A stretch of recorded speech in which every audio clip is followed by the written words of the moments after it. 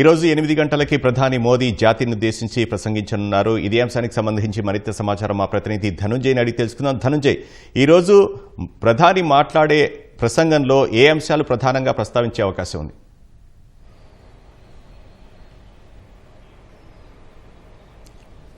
Thank you.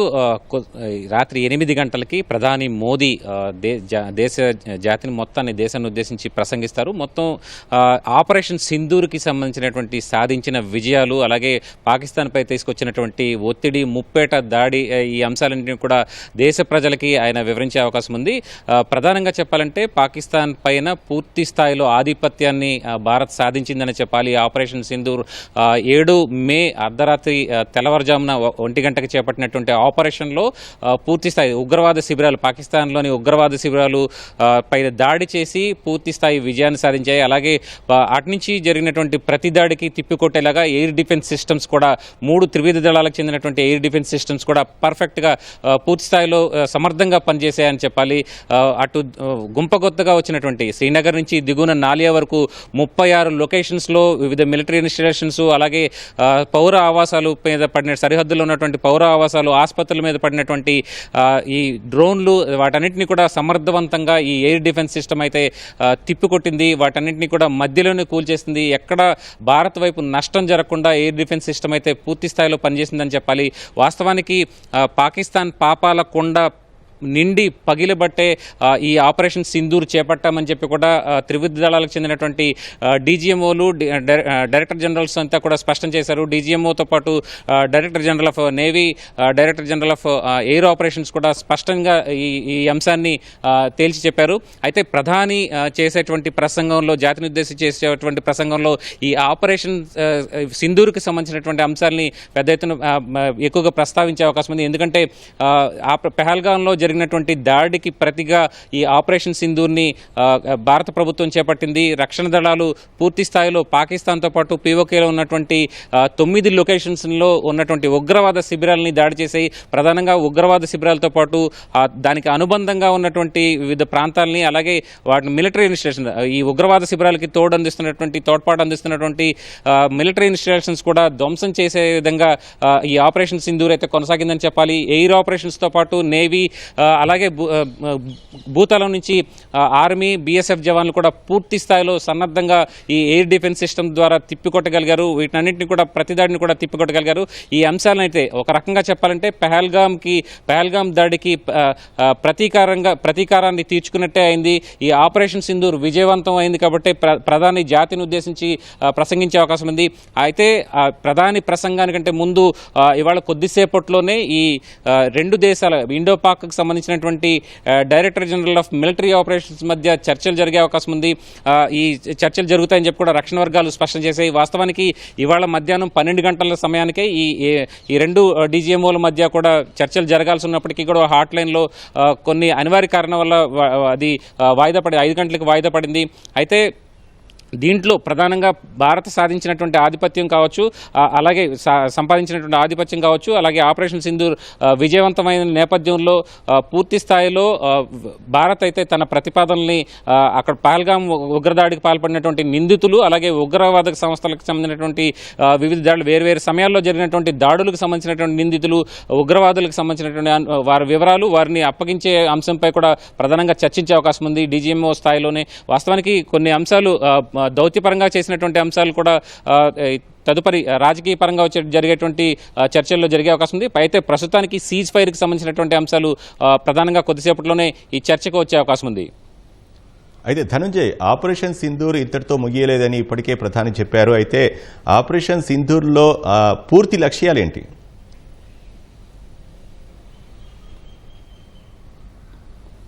అంటే వాస్తవానికి operation Sindoor కొనసాగుతూనే ఉంది. ఎక్కడ ఈ ఆపరేషన్ సింధూర్లో లక్ష్యం అంటే ప్రధానంగా చెప్పాలంటే ఉగ్రవాద శిబిరాలని మట్టుబెట్టడం. పాకిస్తాన్లో ఉన్నటువంటి బహావల్పూర్, అలాగే వివిధ ప్రాంతాలు మొత్తం 9 ఇన్స్టాలేషన్స్ పైన, ఈ ఉగ్రవాద శిబిరాలపైన భారత్ దాడి చేసింది. 7వ తేదీ ఉదయం తెల్లవారుజామున 1 గంటకి కేవలం అరగంట పాటు జరిగినటువంటి ఆపరేషన్లో పూర్తి స్థాయి విజయాన్ని సాధించింది. ప్రధానంగా భారత్ స్పష్టంగా చెప్తోంది ఏంటంటే ఉగ్రవాదాన్ని ఉగ్రవాదాన్ని నిర్మూలించడం తమ యుద్ధం ఉగ్రవాదం వైపే అని చెప్పి కూడా స్పష్టం చేసింది.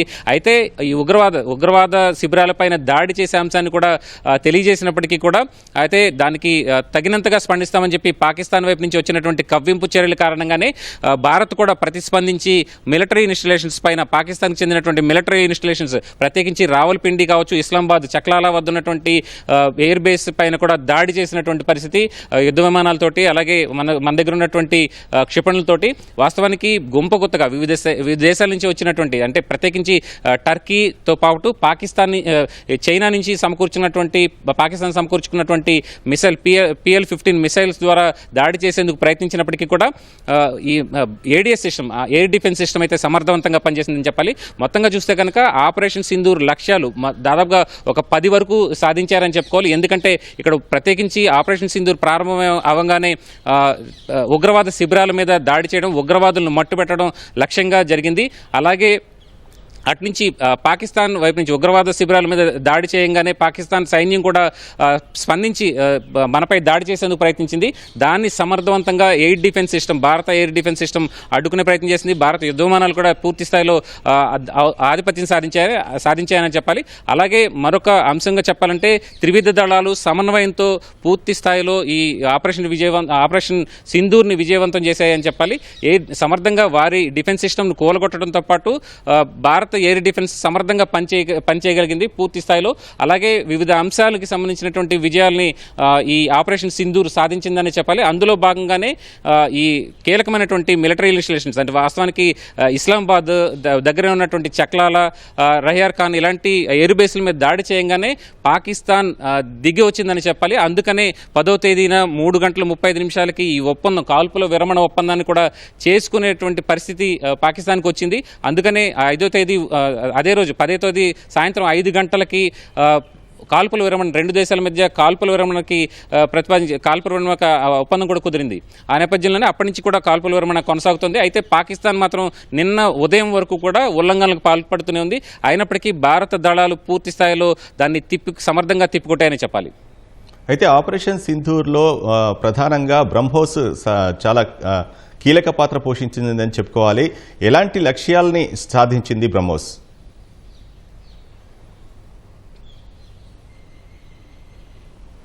వాస్తవానికి సూపర్సోనిక్ మిసైల్గా దీర్ఘశ్రేణి అలాగే మధ్యశ్రేణి మిసైళ్లు బ్రహ్మోస్కున్నాయి. త్రివిధ దళాల్లో కూడా ఈ బ్రహ్మోస్ మిసైల్ని వినియోగించగల సత్తా భారత్కు ఉంది. అయితే ఎయిర్ డిఫెన్స్లో పాటు ప్రతిదాడిలో భాగంగా ఈ బ్రహ్మోస్ మిసైల్స్ని భారత్ ప్రయోగించింది ప్రతిచర్యగా మాత్రమే. అయితే పాకిస్తాన్ తన లక్ష్యాలను మొత్తం గుంపగొత్తగా పంపించినటువంటి డ్రోన్లు కావచ్చు, అలాగే దీర్ఘశ్రేణి హెవీ వెపనరీని కూడా ఇటు భారత్లో ఉన్నటువంటి మిలిటరీ ఇన్స్టలేషన్స్, పౌర ఆవాసాలు, ఆసుపత్రులు, స్కూళ్లపై దాడి చేసేందుకు ప్రయత్నించింది. కానీ భారత వైపు నుంచి ప్రయోగించినటువంటి బ్రహ్మోస్ ఖచ్చితంగా లక్ష్యాల్ని చేరుకుని అక్కడ మాత్రమే మిలిటరీ ఇన్స్టలేషన్స్ మాత్రమే ధ్వంసం చేయగలిగాయి. అలాగే పాకిస్తాన్ ఉగ్రవాద శిబిరాలు మాత్రమే ఖచ్చితత్వంతో ధ్వంసం చేశాయి. అదే ఈ బ్రహ్మోస్ మిసైల్ సాధించినటువంటి విజయంగా ఖచ్చితంగా చెప్పవచ్చు. ఖచ్చితంగా లక్ష్యాలను సాధించబట్టే బ్రహ్మోస్ మిసైల్ సాధించినటువంటి లక్ష్యాల కారణంగానే పాకిస్తాన్ దిగి వచ్చిందని చెప్పాలి. ఎందుకంటే రావల్పిండిలో, అలాగే ఇస్లామాబాద్ చక్లాలా, వాస్తవానికి ఎయిర్ బేసు అలాగే కీలకమైనటువంటి మిలిటరీ స్థావరంగా ఉన్నటువంటి ఇస్లామాబాద్ చక్లాలకు సంబంధించినటువంటి ఎయిర్ బేస్కి సమీపంలోనే బ్రహ్మోస్ దీన్ని ఎయిర్ బేస్ని కూడా సర్వనాశనం చేసింది. అందులో భాగంగానే ఈ పాకిస్తాన్ దిగి వచ్చిందని చెప్పాలి. ఒక రకంగా బ్రహ్మోస్ తీవ్రస్థాయిలో విరుచుకుపడి శత్రువుని చీల్చి చెండాడిందని చెప్పాలి.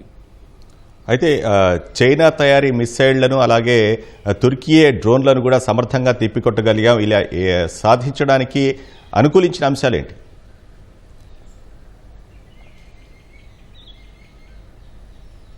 అంటే వాస్తవానికి ఇక్కడ కీలకంగా చెప్పాలంటే అటు శ్రీనగర్ నుంచి దిగువన ఉన్నటువంటి నలియా వరకు 36 లొకేషన్స్లో ఈ డ్రోన్లు గుంపకొత్తగా టర్కీ పంపించినటువంటి డ్రోన్లు పెద్ద ఎత్తున పాకిస్తాన్ వినియోగించింది. పౌర ఆవాసాల మీద దాడి చేసేందుకు, అలాగే మన భారత్లో ఉన్నటువంటి మిలిటరీ స్టేషన్స్ని, వివిధ ప్రాంతాల్లో ఉన్నటువంటి మిలిటరీ స్టేషన్స్ పైన దాడి చేసేందుకు ప్రయత్నించింది. అవన్నీ కూడా అలాగే చైనా నుంచి కొనుగోలు చేసినటువంటి PL-15 క్షిపణులను కూడా పూర్తి స్థాయిలో అడ్డుకునేందుకు ఎయిర్ డిఫెన్స్ సిస్టమ్ అనేది గణనీయంగా పనిచేసిందని చెప్పాలి. 3 దళాలకు చెందినటువంటి ఎయిర్ డిఫెన్స్ సిస్టమ్స్ సిద్ధంగా ఉన్నాయి. వాస్తవానికి చెప్పాలంటే ఇక్కడ గగనతలంలో వైమానిక దళం ఈ ఎయిర్ డిఫెన్స్ సిస్టమ్ని పూర్తి స్థాయిలో మోహరించింది. మన సరిహద్దు ప్రాంతం శ్రీనగర్తో పాటు శ్రీనగర్, జమ్మూ, అలాగే దిగునున్నట్టు పంజాబ్లోని బటిండా, అమృత్సర్ వివిధ ప్రాంతాల్లో కూడా మోహరించారు. అలాగే రాజస్థాన్లో ఉన్నటువంటి వేర్వేరు ప్రాంతాల్లో కూడా బికనేర్, జైసల్మేర్ తదితర ప్రాంతాల్లో కూడా దీన్ని మోహరించారు. దిగువన ఉన్నటువంటి భుజ్ వరకు కూడా ఈ సరిహద్దు అన్ని ప్రాంతాల్లో కూడా ఎయిర్ డిఫెన్స్ సిస్టమ్ సక్రమంగా పనిచేసింది, సమర్థంగా పనిచేసింది. వాస్తవానికి ఈ ఎయిర్ డిఫెన్స్ సిస్టమ్ సరిగ్గా పనిచేయడం వల్లే సమర్థంగా పనిచేయడం వల్లే పాకిస్తాన్కి చెందినటువంటి చైనా నుంచి అక్వైర్ చేసినటువంటి PL-15 మిసైల్స్ కావచ్చు, అలాగే ఇతర దీర్ఘశ్రేణి క్షిపణులు కావచ్చు, ఈ మిసైల్స్ అలాగే ఇతర డ్రోన్లను కూడా పూర్తి స్థాయిలో అన్మాన్డ్ ఏరియల్ వెహికల్స్ని కూడా పూర్తి స్థాయిలో కూల్చగలిగాం. భారత్ వైపు ఎక్కువ నష్టం కలగకుండా చూడగలిగామన్నది స్పష్టంగా అవగతమవుతోంది. వాస్తవానికి ఇటు టర్కీ కూడా పెద్ద స్థాయిలో డ్రోన్లను పంపించింది. ఇటు చైనా నుంచి అక్వైర్ చేసినటువంటి PL మిసైల్స్ కూడా పెద్ద ఎత్తున పాకిస్తాన్ వినియోగించింది. అయినప్పటికీ కూడా వాటి అవన్నీ కూడా విఫలమని చెప్పాలి భారత ఎయిర్ డిఫెన్స్ సిస్టమ్ ముందు. అయితే 10వ తేదీన జరిగిన DGMOల చర్చల్లో కాల్పుల విరమణ ఒప్పందం కుదిరింది. ఈ రోజు మళ్ళీ DGMOల సదస్సులో చర్చల్లో ఏ అంశాలు ప్రధానంగా ప్రస్తావించనున్నారు? పాకిస్తాన్ ఈ సింధు నది జలాల అంశాన్ని ప్రస్తావించే అవకాశం ఉందా?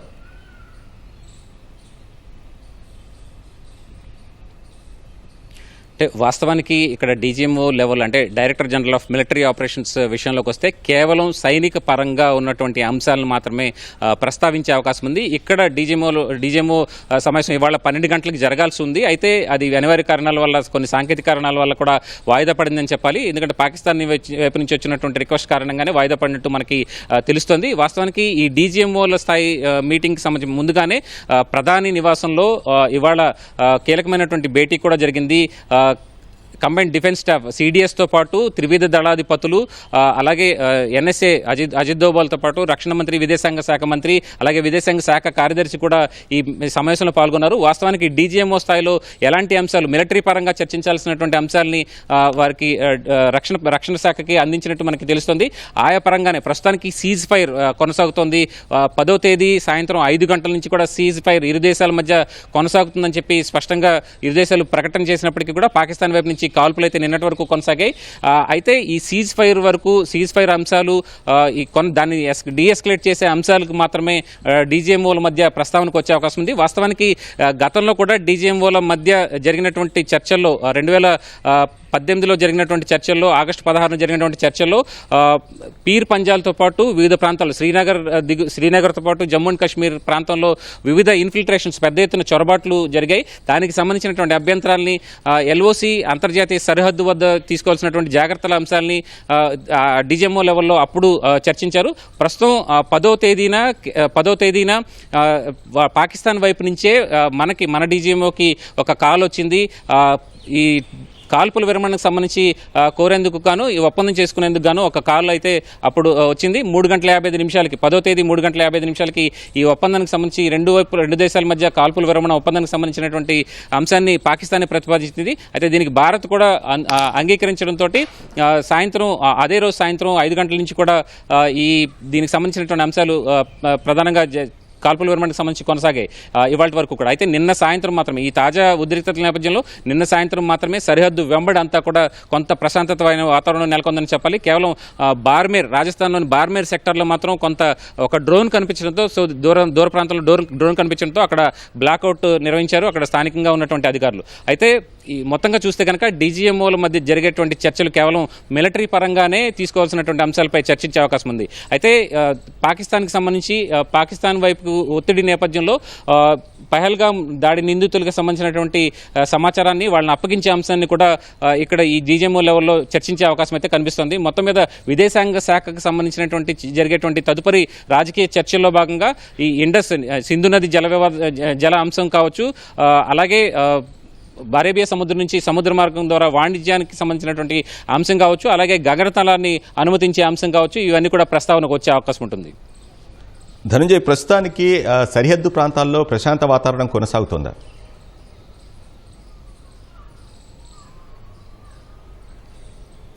ఖచ్చితంగా సరిహద్దు ప్రాంతాల్లో అంటే నిన్నటి నుంచి కూడా నిన్న ఉదయం వరకు కూడా ఇరువైపులా కాల్పులు జరిగినట్టు, ప్రత్యేకించి పాకిస్తాన్ వైపు నుంచి కవ్వింపు చర్యలైతే కొనసాగాయి. దీనికి ధీటుగానే భారత్ కూడా స్పందించింది. మన బీఎస్ఎఫ్ జవాన్లు, అలాగే గగనతలం నుంచి వాయుసేన, అలాగే ఆర్మీ కూడా, ఇండియన్ ఆర్మీ కూడా ధీటుగానే స్పందించింది. దానికి ధీటుగానే సమాధానం చెప్పింది. అయితే నిన్న సాయంత్రం నుంచి కూడా ఒక ప్రశాంతమైన వాతావరణం నెలకొనడంతో మొత్తంగా సరిహద్దు శ్రీనగర్ నుంచి దిగువన ఉన్నటువంటి అన్ని ప్రాంతాల్లో కూడా ఒక ప్రశాంతమైన వాతావరణం, ప్రజలు బయటకు వచ్చినటువంటి పరిస్థితి సరిహద్దు ప్రాంతాల నుంచి.